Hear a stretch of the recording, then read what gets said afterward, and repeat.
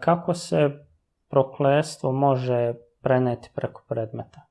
Što se tiče predmeta, to može biti u vidu poklona, može biti prsten, može biti minđuše, može biti lanče, može biti vazno u kući, može bilo kakav predmet biti.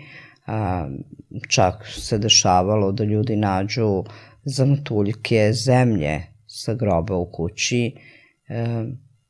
Znači, na raznim predmetama može da se radi, ali može i energetski da se pošalje crna magija, što je najpopularnije, najlakše, najbrže. Znači, tako da osoba uopšte ne mora ni da donese predmet, ne mora ni da dođe u kuću, dovoljno je da zna ime i prezime na koga se radi i može da pošalje energiju kakvu god želi, normalno ako se obrati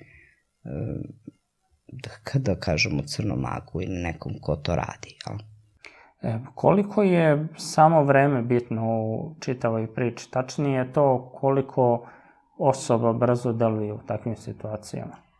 Jako je bitno vreme, znači ljudi kad osete da se dešava nešto čudno ili neverovatno ili nešto jako loše u njihovoj porodici, jako je bitno vreme da se na vreme i brzo jave, da ne bi čekali situacije da propadaju psihički, fizički, organski, zdravstveno, da im ne bi propale firme, brakovi i tako dalje. Znači, ali obično ljudi se jave u zadnjoj fazi kad je to sve već uhvatilo jako puno maha i kad ih pitam zašto se vi niste ranije javili, oni ne znaju da odgovore zašto. Pa kaže, nije mi nešto dalo da se javim.